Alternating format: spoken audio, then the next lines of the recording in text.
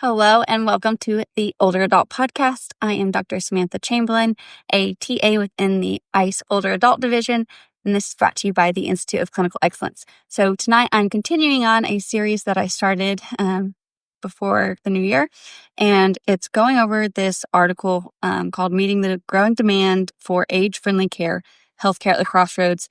It was put out by the John A Hartford Foundation, Age Wave, and the Harris Poll. So if you joined me for part one, we talked about the specific one we're talking about is the 5 forces disrupting and transforming healthcare today. Part one was regarding the age wave, so this dramatic demographic shift with faster growing older adult population compared to younger population, and the social infrastructure that is just not ready to meet the demands of an older adult population, and what that looks like for healthcare and what that looks like for mobility and function and all of those things. So we'll be covering fragmentation, high cost and inequity in healthcare workforce shortages, advances in medical sciences such as AI and healthcare delivery in future episodes.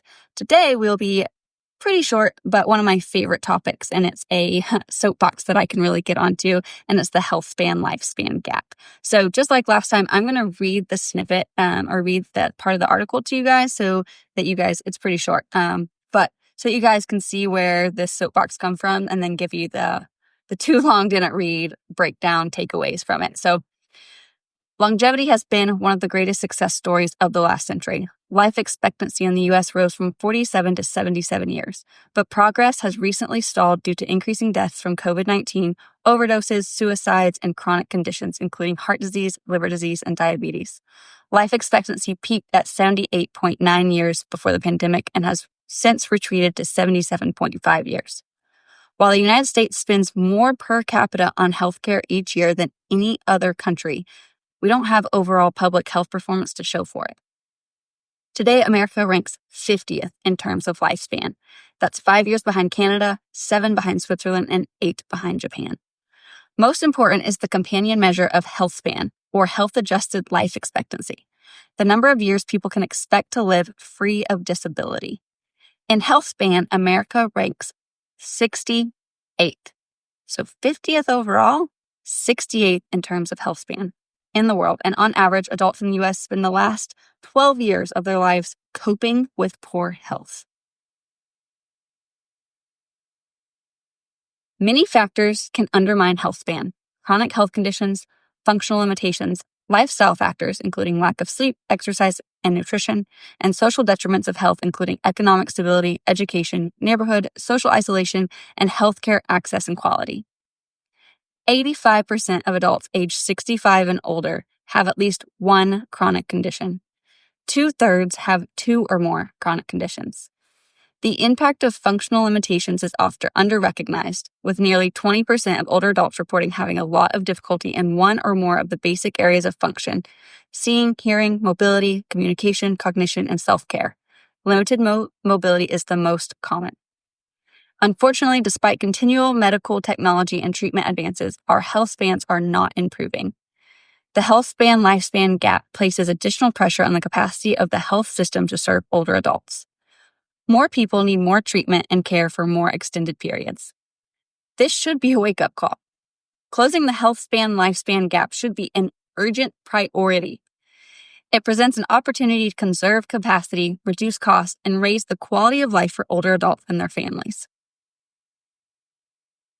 Side note, I don't know about you guys, but I would be really happy to boost my quality of life for the last 20% of it. Closing the gap will require effort on multiple fronts, including earlier detection and more effective treatment of infectious disease and conditions common in older adults, including heart disease, diabetes, arthritis, cancer, and dementia. More focus on supporting older adults with functional limitations, including mobility.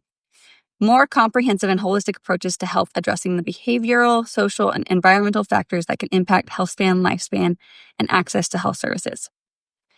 There was a quote included in this article, just as like a side picture, that says, "We don't focus enough on helping people age well. We simply focus on treating chronic diseases." That was John White. He's an MD and Chief Medical Officer for WebMD. But that little excerpt that they put right there was just such a, like, exactly how I feel, and a soapbox I can get on for a really long time. We don't focus enough on helping people age well. We simply focus on treating chronic disease. It's that whole sick care model that, if you've been around ICE very long, that you know that we're preaching, like, let's get on offense. Let's do preventative care. Let's be healthier individuals overall. So the takeaways from this is America spends a lot on healthcare without much to show for it at all. So lots of money going in to show nothing. Like, where's that money going to? Because it's certainly not to creating a healthier aging population, that's for sure. Or ways to prevent these chronic diseases, which we know is very possible. Instead of coping for the last 12 years or the last 20% of your life, let's thrive. That whole live long, die fast model, like, let's do that. This idea of coping just to cope just doesn't sound great. We know that curve, people are happier in older adulthood, but what if we could be happier and more capable than ever before? Like, what if we don't have to live with functional disability? And what if we can live with independence and age in place and still continue doing the things that we love to do? I think it's very possible. How, though? I mentioned it in this short article. It comes down to the meds, the mindfulness, exercise, diet, sleep, like those lifestyle behaviors. And we have to be the ones that lead that, but as well as, like, demonstrate and show and provide this patient education, because we spend so much as rehab providers and fitness providers, we spend the most time with these individuals of any healthcare type provider. So if we can start, one, demonstrating that this is how we're living our lives, but also really educating a little at a time, because if you gave someone all this information at once, it's too much. But if you start planting those seeds and letting those ideas grow and letting them ask questions and come to you when they're ready for those lifestyle behavior changes a little at a time, then we're making a dramatic impact, not just in that moment, but long-term, lifelong, generational. I've been on this, like, generational health kick as far as, like, what good habits can I pass on to my children? What healthy eating habits? What movement habits? What sleep patterns can I help start diving into now that last long beyond me, right? Like, we need to be thinking of this, like, way beyond ourselves. So, doing those lifestyle behaviors along with support, with 85% of people 65 and older having at least one chronic condition and 2/3 of them having two or more, we have got to figure out, one, ways to start pushing that into aging. Like, I want to see it be 85% of 70, 75, 80-year-olds have one chronic condition and 2/3 at 90 and older maybe have two. So we can start moving the bar. I'm not saying we're going to abolish it altogether, but definitely start pushing it later into life instead of having this last dozen or so years of your life being filled with possible multiple comorbidities. And then 20% having difficulty with one or more basic functions. Of course, this is great where rehab providers can really shine, because the number one is mobility deficits. And so if we can hone in and really get to know our older adults, like, say you have someone in there that's had an injury, and then you start finding out they've been having difficulty with some of these things for a long time, then you can start working towards that. You can show them that there's hope. You can teach them ways to navigate in the now, but also start working towards rehabilitating that and making them stronger, healthier adults to be able to not have all these functional deficits, creating a lot more difficulty in life and requiring more effort in their day-to-day. So 20% having difficulty with one or more basic functions, we can address that. We can advocate for lifestyle behavior changes. We can support our cities and our towns and our states with age-friendly infrastructure.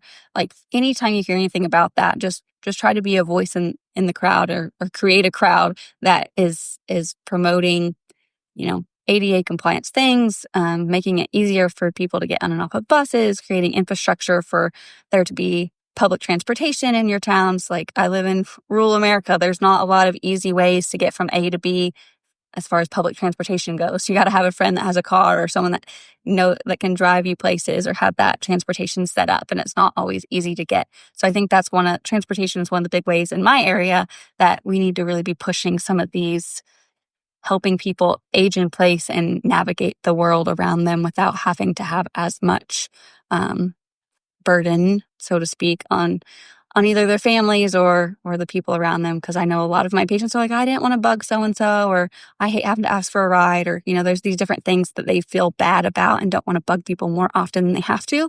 And, usually the people that's helping, they don't see it as being bugged. They care about these people and they want to help. But also, a lot of people just don't like asking for help. But we want to be supportive. We want to promote that.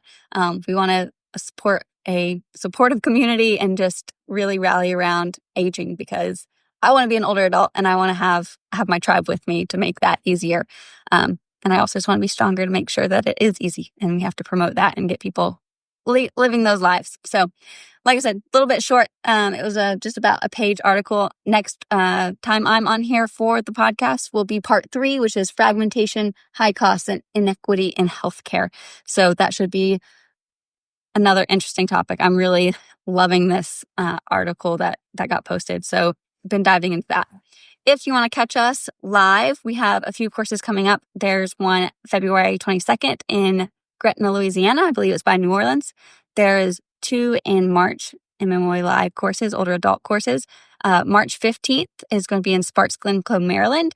March 22nd is going to be in Lamont, Illinois. And then we have L1 and L2. So we are currently right in the middle of both those courses for the January cohort. We have L1 kicking off again March 17th. So if you're interested, if you've taken our courses or haven't taken our courses, that's a great one to get started with, whether you've had live or not had any. L1 is where you want to start at. So that's March 17th. And then L2, the second one that you have to have completed L1 to do is May 15th. So please join us, sign up for those, and dive into this conversation. What do you guys think about Healthspan-Lifespan Gap? It's a pretty big gap. Something I didn't mention because it wasn't in the article, but it's in this chart that I did want to bring up is this total lifespan for men and women. So total lifespan considered 80 years. 65 of those years are considered a healthy health span, like you have a good health. 14 of those years, you're living with some sort of chronic disease or mobility disability. Total lifespan for men is marked at 74 years, with 63 years being healthy and 11.1 years being in that having some sort of health issue going on. So our health spans and our lifespans aren't matching, and I would really like to start closing that gap. And I think we're poised in a perfect position to start working on that. Chime in. What do you guys think about Healthspan-Lifespan?